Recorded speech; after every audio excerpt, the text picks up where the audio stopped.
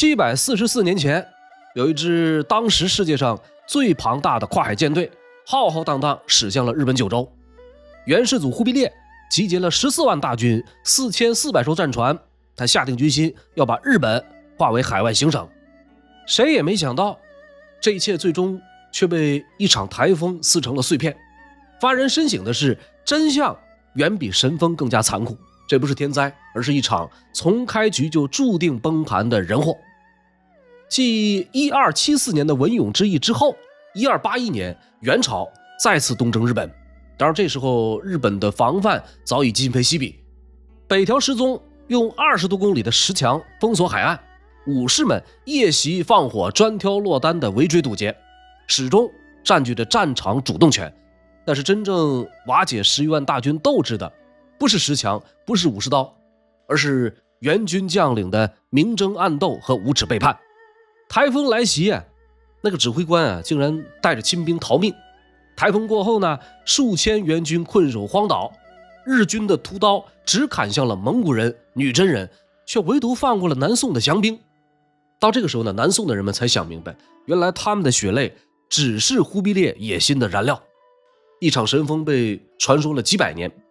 这背后有多少我们不知道的人和事儿？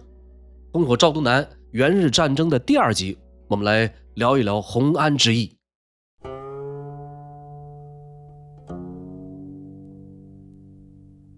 说1275年4月15，忽必烈表彰了征东的功臣这个余温未散。有这么一艘元朝使船悄然避开了对马岛和不渡湾的死亡警戒线，幽灵一般飘入日本长门国的世津港。这个地儿在今天日本山口县的下关港。这个甲板上站着5个注定要被历史吞噬的身影：正使杜世忠、副使何文柱、色目人记忆官萨杜鲁丁、书状关果以及高丽蛇人徐赞。此刻的他们浑然不知，这一趟劝降之旅实则是忽必烈面子工程中最血腥的祭品。杜世忠这一行人在前一秒踏上陆地，后一秒就沦为了镰仓幕府的阶下囚，被关押了4个月，最后呢由太宰府护送北上，绕开京都到达镰仓。北条失宗下令在专门处决死刑犯的龙口将5名元朝使者全部斩首。那么杜世忠、何文柱在被杀前分别写了一首绝笔诗，说：出门妻子赠寒衣，问我西行几日归，来时倘配黄金印，莫见苏秦不下机。这是杜世忠所作。说4大元无主，五运西皆空，两国生灵苦，今日展秋风。这是何文柱所作。龙口惨案，元朝使者的血意外浇醒了幕府的噩梦。北条失宗敏锐察觉到日本漫长的西海岸几乎处处是致命的漏洞，他当即下令山阳南海道全线戒严，对怯战者扣上不忠的死罪，甚至将前一年消极避战的御家人全数清算。派出去的使者始终没有消息。过了大概4年之后，依旧不死心的这个忽必烈呢，又派了一个使团来劝降。根据日方的这个史料记载，这个使团在当年的6月25日抵达日本，结果是刚一下船就被悉数斩杀在了博多。事实上，在蒙古帝国或元朝当使者是一个高危行业。成吉思汗刚刚崛起的时候曾经派出使团前往花剌子模，结果被对方一个守将屠戮殆尽，引发了改变世界历史的蒙古西征。忽必烈还是藩王的时候奉命远征大理，派了3名使者前去劝降。等到兵临大理，敌人已经弃城逃走，满城搜寻，总算找到了这哥仨的尸首，气得忽必烈要屠城进行报复。在东征西讨的过程中，蒙古人往往会按照古老的习惯，先派人劝降，然后再武力压制。那个当使者的人呢，往往思维敏捷，口齿伶俐，既要劝说对方缴械，又要搜集情报，存活的概率一半依靠自己随机应变，一半是听天由命。北条失宗连杀了2波元使，这个时候镰仓幕府也是看明白了，不跟元朝闹个鱼死网破已经是不能善了。这个期间他们干了这么件事儿：以元军最可能登陆的博多湾为中心，从香崎一直到京津，修筑了一道绵延20多公里的防御工事。计划是5个月完工，可是过去了大半年才修完主体，断断续续一直修到了1332年才算完工。这个时候元朝皇帝已经是忽必烈的玄孙，镰仓幕府也已经快要倒台，这就是现如今著名的日本古迹元寇防垒。上个世纪的60年代，日本曾经有过一番发掘调查，根据其结果呢，这道石墙的横截面高约2米，底部宽约3米，朝向大海的一边修得很陡，朝向内陆的一边有一定的坡度。除了这条看得见摸得着的防御工事，镰仓幕府呢还宣布要搞异国征伐。当然这里的异国不是大元，而是和日本隔海相望的高丽。根据计划日本将以九州的军队和水手为主力，组建一支远征志愿军，任命少二京资为总司令，漂洋过海去回敬一下敌人。这个命令下达以后并没能有效落实，九州的御家人们不是哭穷就是发牢骚，异国征伐还没开始就胎死腹中。但是这并没有妨碍一小部分积极分子为国出力。高丽史记载1280年，日本海盗频繁出现在高丽沿海，劫掠一番并抓走当地渔民，害得高丽朝廷紧急加强了南部的海警，还派人去元朝搬了一波救兵。除了正儿八经的备战，日本呢还刮起了一股祈祷的风潮。这个龟山上皇在皇家佛堂举办了个30万卷心经转读活动，京都的头头脑脑的每人分发1200卷，抑扬顿挫的诵读经文，成了当时的一大盛会。那么幕府这边的北条时宗也不甘人后，搞了个刺写抄写佛经。龟山上皇读的心经260字，北条时宗抄的是金刚经、圆觉经，动辄几千甚至上万字。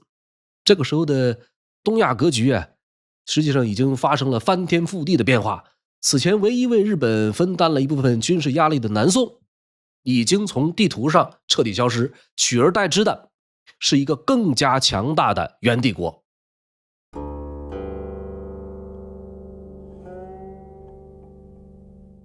1276年的初夏，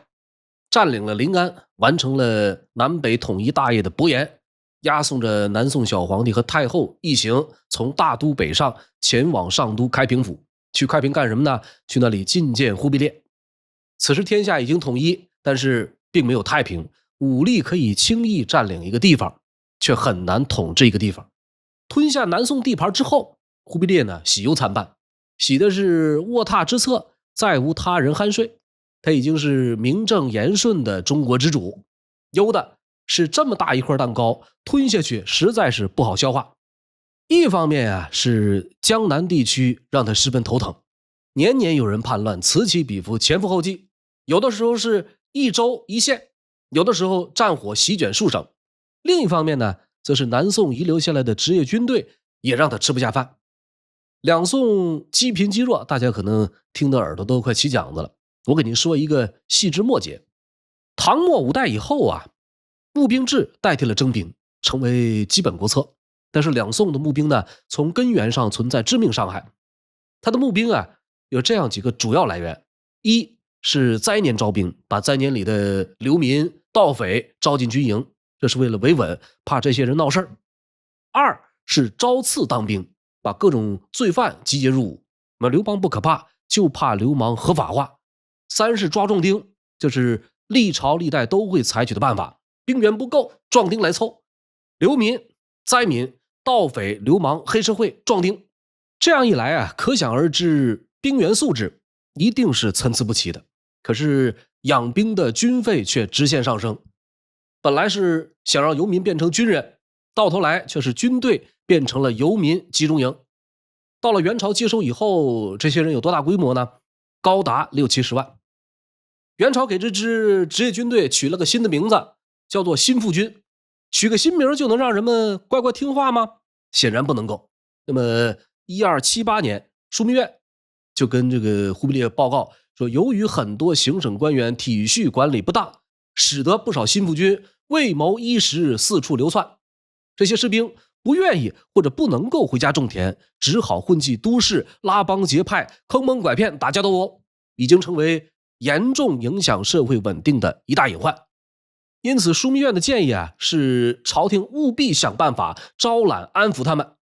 可惜这些人呢都是出身正规军的兵痞，比一般的盗贼难对付得多。一直到南宋灭亡半个世纪以后，在江浙附近的沿海地区仍然有不少新腹军子弟在打家劫舍，比海盗还要嚣张。那么除了新腹军，南宋遗留下来的通事军更是一个老大难。这个通事军又是怎么回事呢？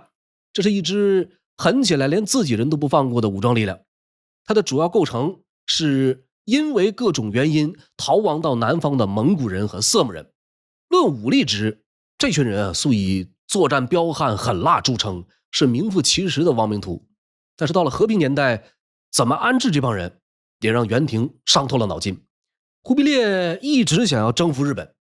第一次东征失败以后呢，他派了一支1400人的原南宋军进驻到高丽北部地区，同时呢，继续命令高丽提供粮草、军械、建造战船。之所以迟迟隐忍不发，南方的诸多不稳定是其根本。直到1280年，也不知道是高人指点还是他自己想通了，这一年秋7月，忽必烈专门下诏，赵括前院从军者及张世杰溃军使征日本，命范文虎等召集避罪附送蒙古回回等军。既然日本不服，江南这群降兵又不好摆了，那就不如让这帮祸害去打日本。打赢了，这就是第一波移民；打输了，就是纯纯的炮灰。死外头总比在家造反强。国内矛盾转化成国外矛盾，自己呢也落个清净。兵源有了，要怎么把这些人运过去呢？在和南宋交战的过程中元军俘获了大量的南宋战船。丁吉洲一战，南宋派出战舰2500艘，最后有2000艘落入元军手中。崖禅海战，元军又俘获船只800艘。根据后世学者研究在第二次东征过程中，从江南赶赴日本的3500艘船舰，多数都是从南宋俘获或者接收的。21世纪初期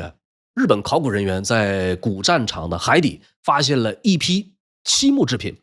其中有一块用红笔写着元年电丝修，人们推测这应该原本是南宋电前司下属精锐水军的船只或者武器。可有一样，这些老旧战船不全是海船，有相当一部分原本是河船、江船，经过一番仓促改造就拉上战场，最后在日本遭遇台风，惨不忍睹。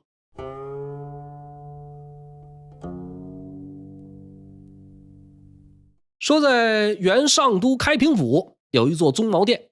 宗毛殿可以容纳数千人，它的外形是一个特大号的白色蒙古包。这一年8月里的一天呢，忽必烈在宗毛殿宴请几位大臣，来的人不太多。坐在皇帝下手的呢是他的驸马高丽忠烈王王蠢，再往下分别是南宋降将范文虎，参加过文勇之役的新都和洪俊祺，参知政事李廷、张喜。这里有必要稍微交代一下洪俊祺的身世。洪俊祺又名洪察丘，他是第一次东征3大统帅之一，史书当中都以洪察丘出现，这一集呢我们也以这个名字为主。洪察丘他是高丽人，祖上是唐朝时来到高丽的移民，他的父亲因为高丽人的诬陷被蒙哥大汗处死。从此以后呢，洪察丘本人开始对高丽产生相当强烈的憎恨和厌恶，并且机缘巧合得到了忽必烈的重用。这天的宗毛殿宴席之上呢，菜肴极不寻常，大内专供的黑色马奶酒，琉璃盏盛着的红葡萄酒，还有什么熊掌驼峰天鹅、野鹿等等一众平时只听过没见过的塞北珍馐。酒过3巡，菜过5味，洪察丘起身举杯一饮而尽，随后呢向着忽必烈表忠心，说臣若不举日本，何面目复见陛下？这一回要是还打不下来日本，我可就没脸见您老人家了。洪察丘表态过后，以范文虎为首的一众南宋降将也都纷纷起身齐声附和，不打到京都抓住天皇誓不罢休。一番喧闹过后，高丽忠烈王也站起身来，杯子里边的这个美酒一仰脖下了肚。他给老丈人忽必烈提了7点建议，除了请求减少汉军和高丽军，酌情增拨蒙古军，征召中国沿海的民众充当水手以外，最关键的是提出基于上一次的失败经验，一定不要重用红茶丘。同时呢，主动把征东行省揽过来，请求掌管一应事务。高丽人为什么要憎恨红茶丘？后面还会讲到。这会儿该表态的已经表了态，忽必烈呢非常满意，马上给出第二次东征的最高指示，说朕闻汉人言，取人家国，欲得百姓土地，若尽杀百姓，图得地何用？他鼓励这个征东行省啊，学习征服南宋的经验，不要动不动就屠城，民心所向，还怕这个日本不望风归降吗？在宾主双方热烈欢乐的气氛下，就这样制定下了二征日本的计划。新都洪察丘率领蒙利汉三族组成的4万东路军依然从高丽合浦出发，范文虎率领10万蛮军从江南出发，两军于日本伊气岛会合以后合击日本。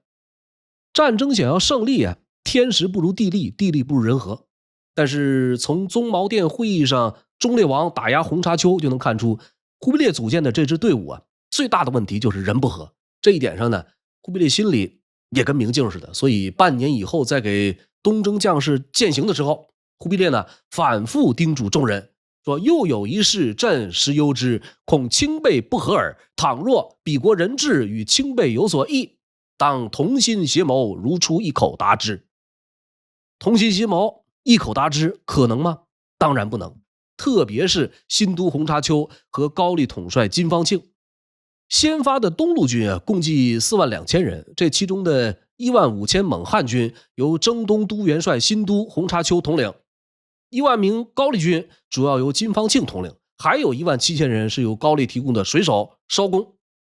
东路军距离日本比较近，主要任务呢是抢占对马岛，打通重要的后勤补给通道，为江南军的合围做好准备，对整个战争的走势起到了至关重要的作用。然而自文永之役结束以后，3位统帅的关系已经是越演越烈，几乎到了不可调和的状态，尤其是金方庆差点连日本都去不成。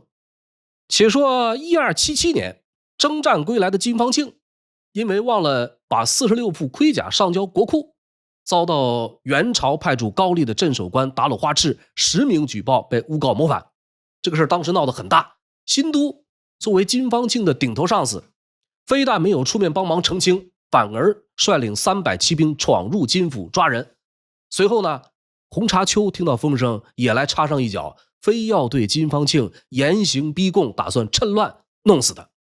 行刑的手法阴损狠辣到了家。为了坐实这个金方庆啊他的谋反罪名，洪察丘命人用铁锁勒住对方脖子，往金方庆身上插钉子，叫人击打金方庆的脑袋。数9寒天啊，给扒光了衣服扔到屋外罚站，直冻到他皮肤发黑犹如泼墨才肯罢休。这样还不过瘾，一直把金方庆折磨到体无完肤，有好几次当堂昏死过去。最后这个事情闹到大都朝廷，忽必烈亲自出面，才让金方庆沉冤昭雪，官复原职。这件事发生的前一年，金方庆曾经代表高丽啊给忽必烈贺寿，忽必烈呢专门赐以上座，还赏了一块虎头金牌。在回国以后，刚好在城外遇到了新都，那么新都呢就阴阳怪气一顿调侃，正好路过一只小鸟，这新都呢就命人把小鸟抓来，放在手上把玩，又将其活活掐死。随后问金方庆说：“你觉得我这样做残忍吗？”金方庆呢怕说错话，就回答说：“农夫最恨鸟雀糟蹋庄稼，大人杀之是体恤民情啊。”这个新都呢当时冷笑一声，说了这么一番话，说：“我看你们啊都有文化，又信佛，嫌我们蒙古人杀业重，其实杀戮是蒙古人的天命，老天爷都不觉得这是作孽，你们高丽人不懂这一点，所以甭管姓金姓洪，都只配给我们当奴才。”新都、洪察丘、金方庆这样苦大仇深的3个人被安排在了一起，统掌一支军队，这支军队的命运也就可想而知了。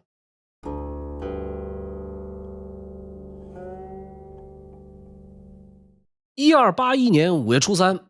元朝东路军乘坐大小战船900余艘，自高丽合浦港启程。刚走没2天，他们就莫名其妙在巨济岛耽误了半个多月。5月21，对马岛首次交战，高丽军连师2将随后压制全岛。5月26，在伊岐岛附近，东路军遭遇大风，113名官兵、36名艄公就此失踪。或许是出师不利，让人愤懑。登陆之后，东路军全然忘了忽必烈切勿屠杀的方针，见人就杀，不论男女老幼。再次拿下对马岛、伊岐岛。按照原计划，这个时候应该等待江南军前来会合。但是新都和洪察丘为了抢夺军功，竟然自作主张，率先开进了博多湾。是在6月初6的清晨，东路军就已经在博多湾的志贺岛与能古岛之间的海面上摆开了战斗阵型，并且把登陆点选在了志贺岛。那为什么选择在志贺岛登陆呢？除了这里可以避开石柱地防线以外，还因为志贺岛位于博多湾北部入口，与九州大陆东边的奈多半岛之间有一处海中道。说这条连接志贺岛和大陆的沙洲，在那个年代足够军马奔驰，上岸就可以通往香崎、博多。志贺岛的战略价值要比伊岐、能古这2座岛屿高出很多，又是先下手为强，又是占领有利地形，那东路军这场战役打得如何呢？总结起来就是4个大字：神马玩意儿。镰仓幕府在石柱地防线后方集结了大批人马，北条时宗钦点了安达泰盛之子肥后国守护安达圣宗为总司令，率领少二资能、少二景资、大有真亲、菊池武房等等各家武装势力，兵分2路，一路从陆地上驰援，一路坐船袭扰东路军的战船。6月初6当天夜里由于援军不熟悉附近水域，一整晚都在承受日军的夜袭。日军打法呢非常简单，就是各路御家人带着手下轮番偷袭。比如备前国御家人有个叫草野次郎精勇的人，用2艘小船领着人在夜色的掩映下偷袭得手，杀了21个人，烧了1艘战船，然后全身而退。这种打法让援军吃了不少亏。到了第2天，援军开始把船只用铁索相连，甲板上布置了石弩，日军的小船一旦靠近，就铺天盖地的向其射击，这才迫使日军暂停了夜袭。不过这个海战只是开胃小菜，真正的较量还在路上。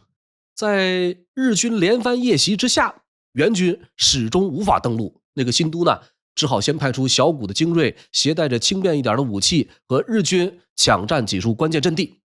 有一个叫张成的百户，就是这样的先遣队之一。根据张成的墓志铭记载，最初2天的掩护战他们打得相当艰难。说6月初8清晨，他率领80名部下，携带长弓弩登岸，一上去就遇见从海中道赶来的日军，为了抢夺有利位置，双方你争我夺，直打到天黑才拿下阵地。6月初9的一早，东路军第1次与日军大部队交手，双方刚一碰面就进入了白热化。一开始是援军气势如虹，斩敌300余人。就在关键时刻呢，说这日军里边有个叫大有真亲的将领率部赶到，杀入东路军的阵营，直接打乱了援军的阵脚，连前线司令洪察丘都被打得弃马而走。幸亏一个姓王的万户带兵从侧后方杀过来，一口气杀了50个日军，这才勉强杀退追兵，救了洪察丘一命。结果这一战，东路军折了好几千人，战况相当的不乐观。转一天6月初10，东路军再次出战，仍然没有进展。那么正面防御无法突破，那就从侧面尝试一下吧。也不知道是谁下的令，让一支小型舰队偷偷跑到了长门国。这个长门呢，就是当年杜世忠使团上岸的地方。这个小分队在这儿没有捞到什么便宜，最后呢悄然而退。但是这件事却在日本本土引发了巨大的恐慌，甚至有传闻说日军已经拿下九州，用不了多久就会攻入京都。这么一个小插曲实际上对于停留在志贺岛的东路军没有任何实际意义。从6月初6到6月13，前后交战整整7天，不但没有突破防线，反而让对方把握了主动权。那么日军的主力一直避免和东路军在开阔地决战，只是扼守要害地势，每天派出一小撮人马，消耗援军的实力。几天下来这个海边的气温是越来越高，新鲜的淡水极度短缺，战死者的那个遗骸来不及处理，东路军大营开始爆发瘟疫，前后因为疫病死掉了3000多人。新都和洪察丘这2个主将越来越后悔自己的冒进，命令全体人员撤回一岐岛，等待江南军来会师。就这样，伴随着各路日军的追击袭扰，东路军在一岐岛上苦苦等待江南军的到来。他们不知道的是，这个时候暂驻庆元港的东征军总司令部已经发生了巨大的变故，原先制定的会师计划也已经不可能实现了。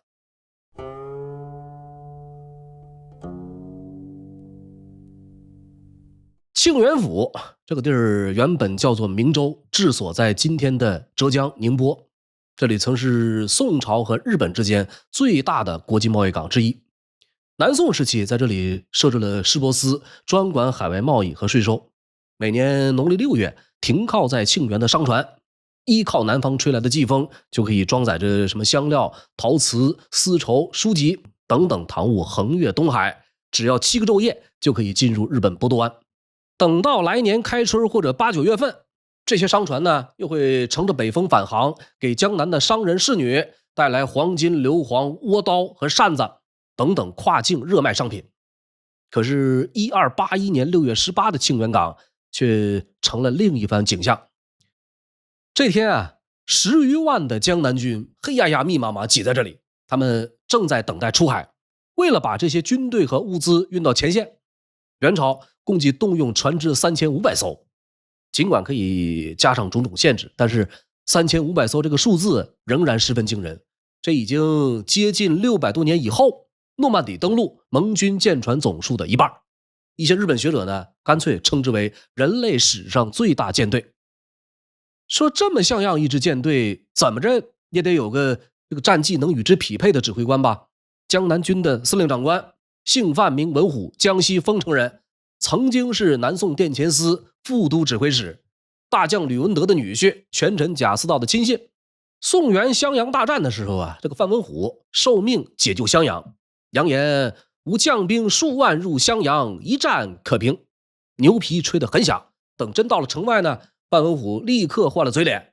成天带着美妾跑马击球，躲在军营里吃喝玩乐。仅有的1、2次出兵，不是大败就是中途遁走。这么样一个货投降了元朝，忽必烈呢内心也是十分看不上的。有那么一次，忽必烈问南宋的降将们说：“你们为什么轻易投降？”范文虎呢带头回答说：“奸臣贾似道重文轻武，我们早就看不惯了，正好天兵来了，当然要望风投拜。”忽必烈后来呢让人传话说，如果只是这种理由，也难怪贾似道瞧不起你们了。说如此的忘恩负义、寡廉鲜耻，忽必烈为啥还要让他去执掌10万大军呢？因为放心，好控制。资治通鉴里面司马光说，无才无德的人要造反，就像如狗搏人。小小的狗连牙都可能没长齐，他想要咬人，连小手指都咬不破。范文虎名字带个虎，实际上扮演的角色呢，无非是忽必烈豢养的小奶狗。让范文虎去打日本，输了可以消耗南宋的降兵，赢了以范文虎的德性，借他100个胆子，他也不敢搞什么南宋海外流亡政府。原本计划和范文虎一起出海的还有一位真正重量级的大帅，征东行省首长右丞相阿拉罕。这阿拉罕呢，出身蒙古的扎剌伊尔部，其家族是蒙古征服战争中的核心军官贵族。阿拉罕本人呢，以骁勇善战、无战不捷著称，在平宋战争中更是独当一面。可是江南军倒霉也就倒霉在这儿了，一到庆元港，阿拉罕得了一场暴病，死了。忽必烈呢，连忙调来另一员老将阿塔海。等到阿塔海接到诏令，再赶到宁波，前线的战事已经结束了。除了主帅突然暴毙，拖慢江南军出发的还有一改再改的会师计划。5月初，东路军出发后没几天，枢密院的日本行省参议就上交了一份新提议，说是发现太宰府西面有个4面环水的平户岛，地理位置非常好，日军的防范松懈，利于大船停泊，能收容一岐岛退回的东路军，也可以当做全军基地。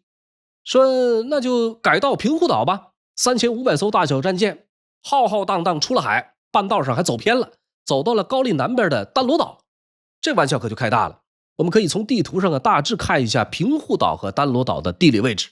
就在范文虎气急败坏下令火速调整航线的时候，退守到伊奇岛的东路军已经望眼欲穿，一直到6月24，盼星星盼月亮，终于盼来了江南军的前锋船队。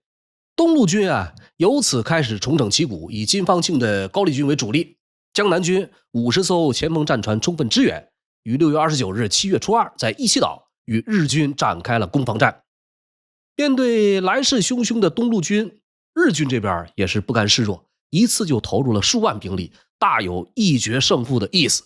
然而生力军的到来让东路军士气大振，就这2天就让日军损兵折将，伤亡惨重，特别是邵二一族。时年84岁的太宰官封前守邵二资能，就是上一集中和赵良弼要国书的那位，和他的儿子邵二京资并肩作战，身受重伤，没几天就咽了气儿。京资的儿子邵二资时文勇之役的时候呢，跟援军校阵放响箭的那位翩翩少年也在激战中阵亡。伊奇岛这边持续激战，江南军的后续大部队也终于和东路军在平户岛成功会师。7月初，整个东征军从平户岛出发，转移到了主岛。7月27日，在移师鹰岛，准备对九州发起总攻。为什么要转移到鹰岛呢？太宰府的西边有一个密岛半岛，靠近密岛有一个叫申江的地方，这里非常适合大船停靠。按照新都范文虎等人的设想，他们应该是打算在鹰岛集结兵力，然后取道申江，绕过博多湾，直接挺进太宰府。应该说这一设想在战略上极为大胆，同时也十分值得尝试。因为一旦在陆地上站稳脚跟，就可以长驱直入，不再依靠舟船运输。以今天的眼光来看，如果东征军真能速战速决拿下九州，元日战争的走向会怎么样呢？应该说胜率仍然很小。主将严重失和，能打的就一个金方庆，还被人左右排挤。兵力上有一定规模，但是兵源复杂，没有多少蒙古主力。客场作战，想要往深里打，就会和对方的主力精锐死磕。拿杂牌军磕对方的主力，天时地利人和没一样站得住，想要打赢基本上是没啥机会。当然战争战力可以进行推演，但是历史没法假设。援军在成功转移到鹰岛以后，这场悬而未决的战役最后却被大自然一锤定音。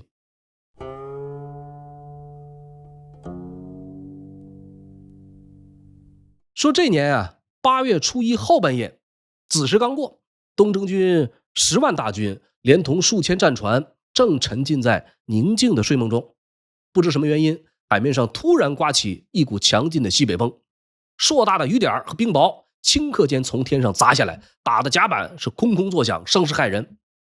还没等值夜的那个哨兵反应过来，狂风不一会儿就恶化成了风暴，吹得援军舰船翻落尾折。这就是被后世日本神话的护国神风。日本历代镇西要略是这样形容的，说暴风大山，洪波滔天，烟飞云不敛，雷雨如暗夜。蒙古蒙冲数千艘为风涛舟石所碎，贼徒悉溺死。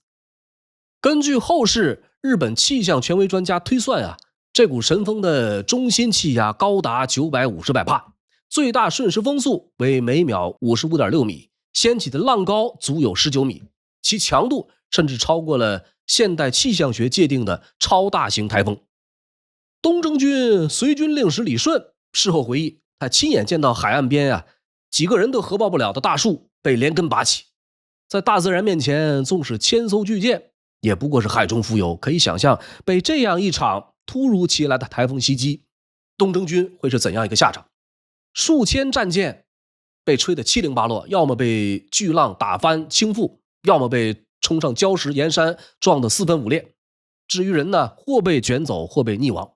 到第二天的清晨已经是一派地狱一般的景象。战船那个碎片飘得到处都是，海水里面泡得肿胀的浮尸顺着海流四处堆积起来，远远看去就像一座座惨白色的小岛。随着潮汐涌入港湾的尸体把那个水面堵得严严实实，甚至能踏着尸体在海上行走。台风过后，援军到底死了多少人？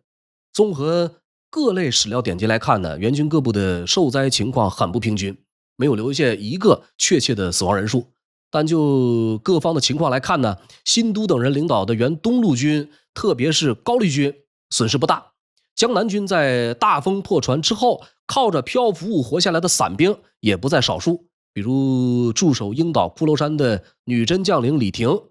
骷髅山啊，是援军船舰重要聚集地之一，不少高级军官的坐舰都停靠在那里。台风来袭的时候，李廷乘坐的指挥船在狂风中倾覆，幸好他本人命大，呛了几口海水以后，抱着身边一块船板碎片上得岸去，还遇见了不少幸存的部下，并组织这帮人一起返回了大原。再比如驻扎在鹰岛铁灵山的临时指挥官是一个总把，名叫马马奇。7月27，主力部队向着鹰岛转移的时候，他的部队就发现在铁灵山附近潮汐不定，大船很难抵近。他只好呢先分出一部分战船附舰为寨，在铁灵山外停住。马马奇和他的夫人张氏就待在这个船寨上。8月初1的晚上，由于身负指挥重任，马马奇一直在舱外指挥。夫人张氏抱着丈夫的官印，直到他们的船寨被吹散，夫妻俩相拥坠海，靠着半根被风吹折了的桅杆，顺流飘到了岸上。二人最后呢，从高丽辗转返回家乡。张氏最后还活到了85岁，儿孙满堂。比以上这些人还幸运的是行省参政张喜。大军转移鹰岛以后，平户岛成了后勤基地，张喜呢就是这里的留守长官。这是一个汉人将领，10几岁参军，跟着忽必烈打过鄂州，长期主管水军，经验丰富。这个人主要做了2件事，一是在平户岛上修建营垒，二是命令所有舰船保持一定的安全距离，下锚停泊。就这样呢，风暴过后，他的船大部分都保存了下来。说风暴第2天，范文虎坐着小船撤回到了平户岛，此时的范衙内呢已经成了惊弓之鸟，一刻都不想多留。宋元襄樊之战的时候，张喜率领的水军就曾多次打败范文虎，知道他是什么货色。如今见他又想逃跑，就劝阻。士兵中有一半溺水身亡，能活下来的都是勇猛之士，应当趁他们退无可退之际，就地夺取敌军粮草，继续进攻才是。结果范文虎呢听了非但不理，还警告张喜少管闲事，有事儿老子自己担着。范文虎等人执意撤退，再加上想要逃跑的官兵众多，张喜最后呢只好跟着他们返回了高丽。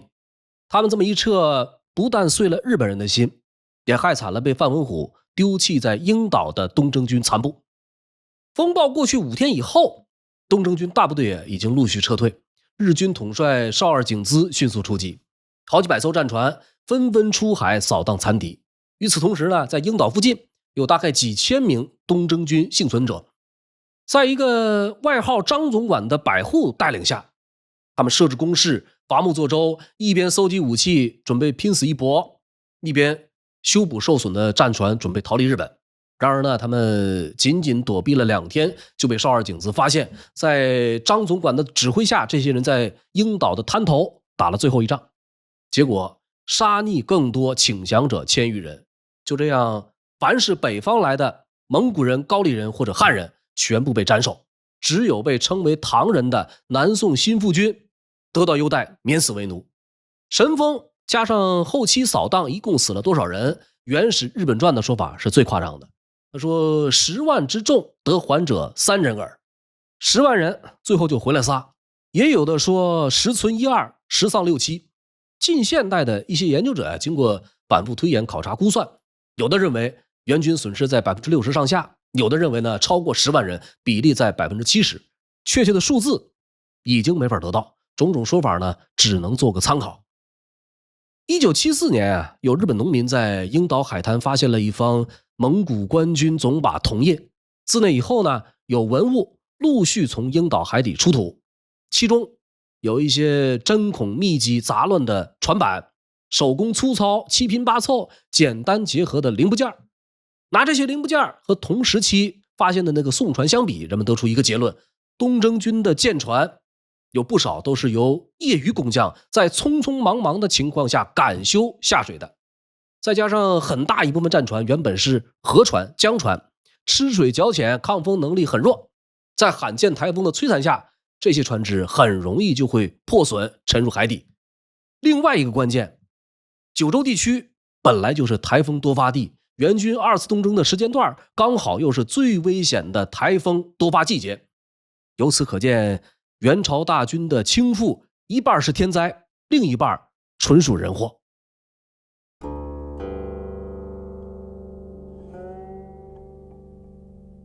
1281年8月29，正在上都避暑的忽必烈得知新都范文虎等人为间敌丧权势一环，